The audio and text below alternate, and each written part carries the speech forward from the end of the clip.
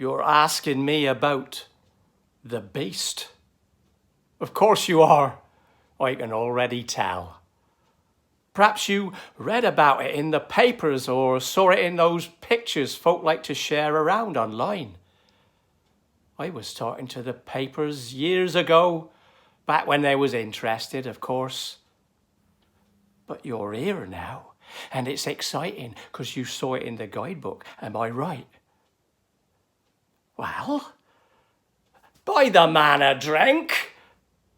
Barman, make it the good stuff. That's it. Loosens the tongue. Gather close.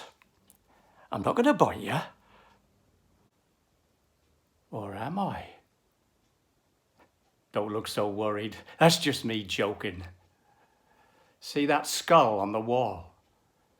If you read the label, it says, "The mortal remains of the monstrous and unholy Beast of Dartmoor."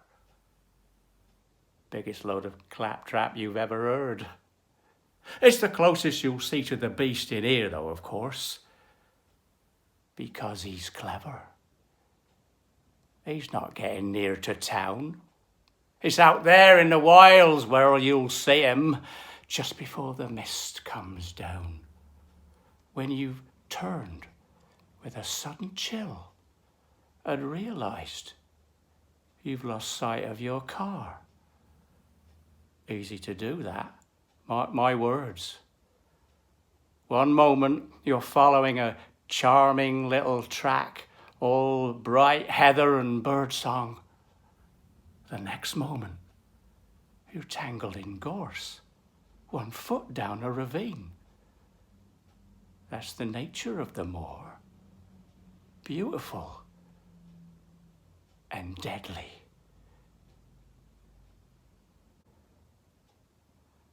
I first saw the beast on a sunny day. It was late summer, and I had climbed to the peak of Own Tor with my buzzard. She's called Pandora, after the woman that let everything out of the box. But I was up there, and I was just thinking it was high time to head back down to Ound of the Basket Meals for a bacon roll, when I saw it, a black shadow slinking between the rocks. Now you might read out there that was just a dog or maybe a wild boar come down from Orabridge. But if you'd seen it, you'd believe me. The beast is no dog, not even a Newfoundland. It moves like no creature on God's natural earth. It's like it has no bones inside it.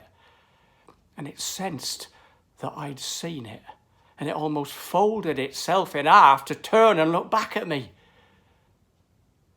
I could feel it looking across 1/2 mile. We both stared. A cloud covered the sun. Pandora was restless on my wrist, but somehow I couldn't look away. Not until it let me. Finally, it turned and loped off, easy as anything. It sort of melted away. And once I blinked, it was gone. Back into the wilderness. It's a creature of that. A lingering memory of what it feels like to be prey. A shadow sent to the edge of the world. But it's still waiting. Out on the hills, by the slow-sucking bogs that can swallow a man. Or in hawthorn-pricked hollows that have forgotten the sun. There! Did you like that? I can see you're shaking a little. That Baskerville ale is good. We could have another. Yeah. Sit here with me. There's time before dark and I could tell you something else. The good stuff, barman. Don't you forget it. Have you heard of Kitty J? her grave is on the moor. Then there's Squire Cabell, cursed for hunting on a Sunday. Plus, he may have murdered his wife. Something lighter? Well, what can I say? Have you heard of the airy hands? They're not usually fatal. Then there's old Crockern, of course, the guardian of the moor, with a beard made of moss. Come a bit closer then. Don't be afraid. And buy a man a drink, for pity's sake. It loosens the tongue. Did you know that? Have enough drink, and it loosens the tongue.